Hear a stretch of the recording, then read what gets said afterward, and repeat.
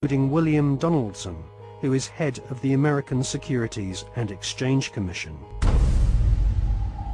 Upon initiation into the Skull and Bones, candidates are told that they must forever deny their membership.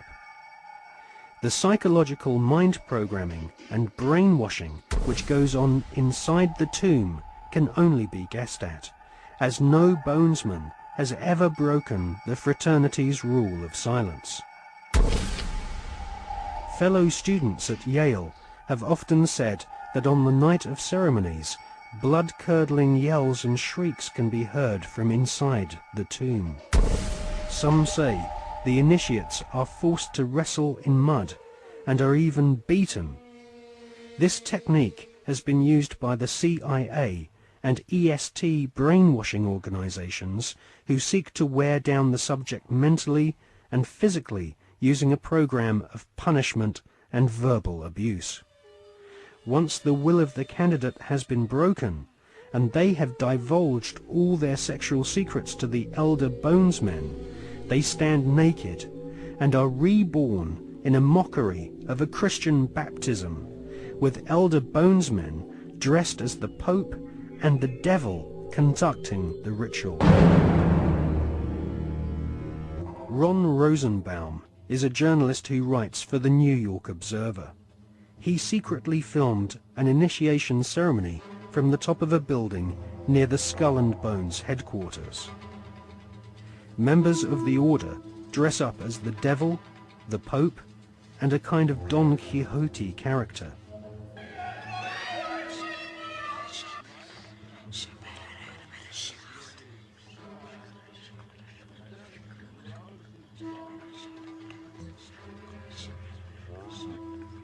The Pope wears a white monogrammed slipper which rests upon a stone skull. Each initiate is led into a chamber where fellow members shout obscenities and abuse the new initiate. The initiates are told that they are superior beings and are part of a privileged elite who use war, terror, and famine to control Earth's human population. This callous philosophy was illustrated in the Hollywood movie Skulls, made in 1999.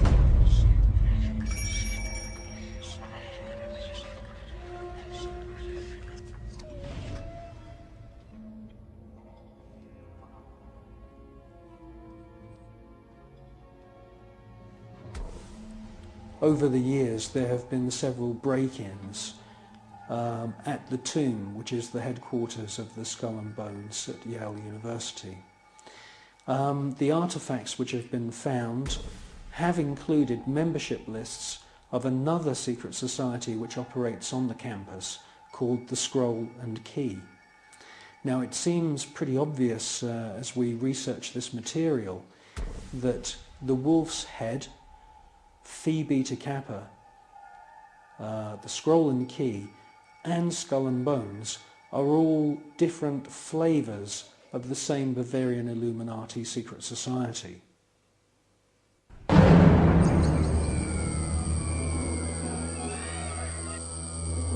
One by one, each new member is thrust to his knees and bows before the devil. A naked woman is ceremoniously assaulted with a dagger.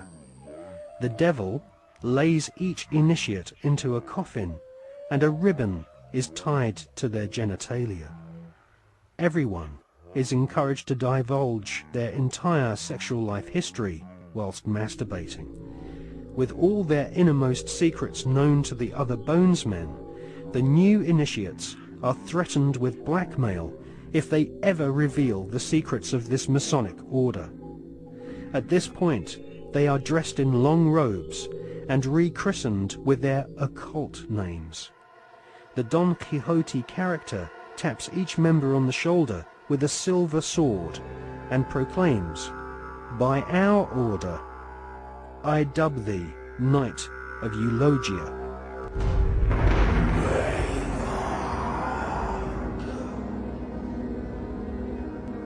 We can exclusively reveal that George Bush Sr.'s occult name is Magog, which is the name of the evil army commanded by Satan to visit Earth and destroy the kingdom of Christ.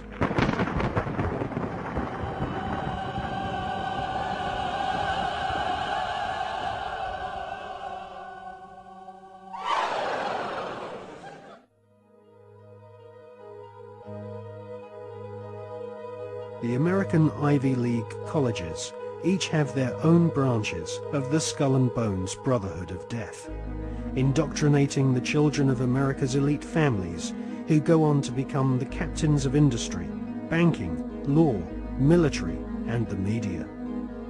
The epicenter of this elite cabal is Yale University. The last 3 presidents attended Yale, as did the terrorist expert Paul Bremer III, who governs Iraq for the Bush-Cheney Skull and Bones elite. Members of the Anglo-American Illuminati network also share the same philosophy. They believe in a single, all-powerful superstate, which is governed by a single world leader. If the Illuminati were successful, and their dream would come true, it would be a virtual hell on earth. That is what the New World Order is all about. It's a living hell. It's Orwell's worst dream and nightmare.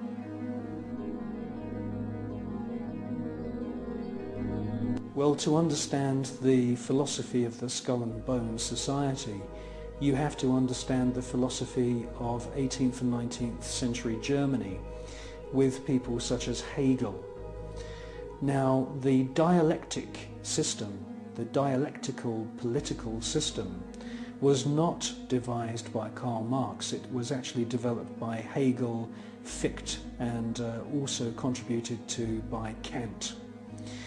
These German philosophers believed that you could create change in society by conflict. And this could be, for example, political conflict, the conflict between left and right. From this conflict, a new political system would come about, and this would be a synthesis of the two views. Now, that sounds pretty innocent, but in actual fact, the dialectical system is used in military combat as well. And Hegel's plan, which is being actually carried out right now, is to create conflict, to create wars. And through the creation of wars, several things happen. First of all, the companies which manufacture the missiles, the guns, the bullets, the uniforms, and all of the paraphernalia to do with warfare, all make huge profits. Secondly, there is a culling of the male population. Since the 1950s, we've had several reports from think tanks that feed information into the European Union, the British government, also the American government, which are recommending depopulation. And there is several plans which we believe have been put in motion right now. And obviously war is one way of depopulating the planet. Now, in addition to creating false conflict and engineered wars, the Hegelian philosophical system, which is being followed by the Skull and Bones Society at Yale and also the group at All Souls College at Oxford University, the Hegelian system also requires complete and utter obedience from everyone in society. The idea of freedom, freedom of thought, freedom of the individual to choose what they want to do with their lives doesn't come into play at all under this German Hegelian system. In actual fact, Hegel says that the individual should be 100% obedient to the state, and the state should take on the image of God. Now, in the Hegelian system, the state is all-powerful, so we should ask ourselves, what is the state? Well, the state is the elite. The state is the royal, aristocratic hierarchy who are able to maneuver and live their lives in any way that they choose because they are super wealthy.